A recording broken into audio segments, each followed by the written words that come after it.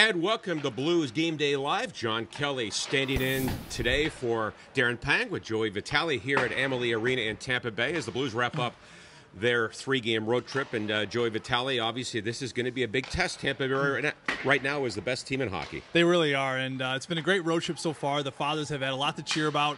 But this is a whole different beast tonight, John. As you know, the Florida Panthers, they got behind in that game. This is a game you don't want to get behind in because the Tampa Bay Lightning got a great power play, penalty kills, especially has been very good as of late. Scoring a lot of goals, lots of defense, got a great goaltender. I mean, there's really just no weak weapons on this team, so they got their hands full tonight. But the biggest thing to me is that this team can score goals. People like Kucherov and Braden Point and Steven Stamkos. So when you're an opponent facing this club, what's the key to keep the puck out of your net? Well, I think the first thing is you got to stay disciplined. And this is something the Blues, it was a main point last game against the Florida Panthers. They didn't do it. They allowed 2 power play goals against. If you allow 2 tonight, you're not going to win the game. I'm telling you right now, this power play is just, it's too lethal. Point in the middle. You got Kucherov on one side. You got Hedman laying one-timer. Stamkos is that strong riding on the other side. And they have a lot of speed up front. 5-on-5, Braden Point, maybe one of the most electrifying forwards, I think, in the game right now. They have great speed. They have a great forecheck. So it's going to be very, very important the Blues manage the puck very well here tonight. If they can stay out of the penalty box, manage the puck well, and spend a little time in the offensive zone, they may get a couple good bounces and hopefully get a good win here and finish off this Father's road trip on a high note. Yeah, that would be certainly something. You mentioned the Father's trip, and we have some dads around. Mitch Bozak, Tyler's dad, is going to join us here. Come on, Mitch, come on and step in our big show here. How you doing, Mitch? I'm doing great. This is wonderful. I'll tell you, any type of trip that can get me away from 45 below weather, besides the hockey and being around the guys and having the time with your son and their teammates has been just, I just love it. I can't get tired of it. So the dads are having a good time. Oh, definitely. They really enjoy it. It's, go to work with your son. I mean, it's a nice switch from the old days when they used to come with us and get to see what they go through. And it certainly opens my eyes in terms of the traveling and, it's just go, go, go. I don't know how they do it, to tell you the truth. I'm sure you're going to leave with a full belly, though. They feed us pretty well here, don't they? I didn't do breakfast today. Honest to God, I think I can go a week here. I could be like a camel and not have anything for a week.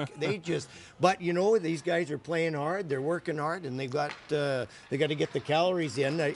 I just have to remind myself I'm not burning those calories off anymore.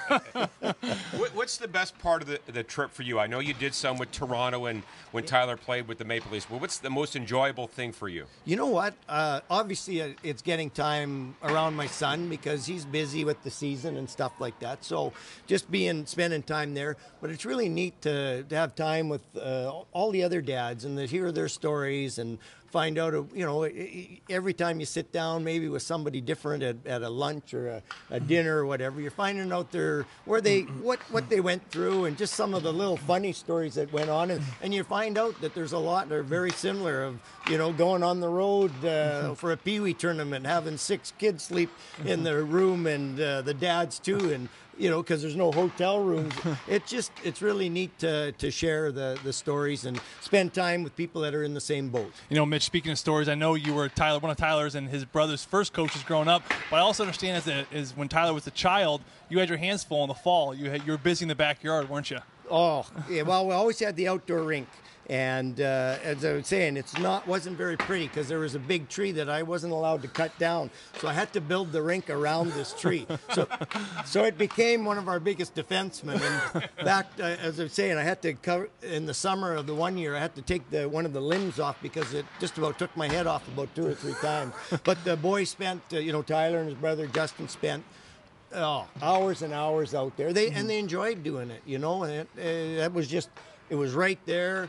They could just walk out the door. I mean, my wife Karen had a tough time ever bringing them in for supper, but it was good years, and I enjoyed building it all the time. When did you know or did you think that Tyler might be an NHL player? Was there a point? It was never. What I talked about before was him getting an education through hockey, right? And so when we were in Saskatchewan, we went to the BC Junior. He got scouted, and then the third year he had a really good year and got many offers in terms of the various college, and he had some on his map that he wanted to go to, and Denver was one of them. So that kind of period. So you know what? It probably wasn't until at that point we had some people come talk to us about, oh, the NHL's interested in your son. I'm going, what? What? I don't know if he's ready to take on. He hasn't finished his business degree yet. Right. No, I didn't say that. But then it just started to heat up there. And you know what? He was always the smallest player. He was a late bloomer. So smallest player on the ice for both teams all the time. So as he started getting a little bigger in midget and then, you know, building up a little more strength, and you could see that some of the skills that he had earlier that really, where he didn't have the size, really seemed to come forward. And it wasn't until these other, you know, scouts and agents started coming around. I was kind of shocked by it, to tell you the truth. Seeing Tyler on the NHL and skate around in the NHL sweater, does that ever get old? You know, it's surreal. I at times I go out. I feel, because I told him, I said, if you were to play senior in Flin Flon, I'd have been there watching you too. I said, it doesn't matter, but when you get here and you see they're facing off against Crosby and you're seeing some of the great stars that he gets to play with here, you kind of go, wow, it's real, and it doesn't get old. It's just and I retired a year and a half ago, and part of the reason was just to get more time to get away to watch this, because it's, you know, they're not long careers, and hockey's been our blood all this time, so it's been really a pleasure for myself and our family too.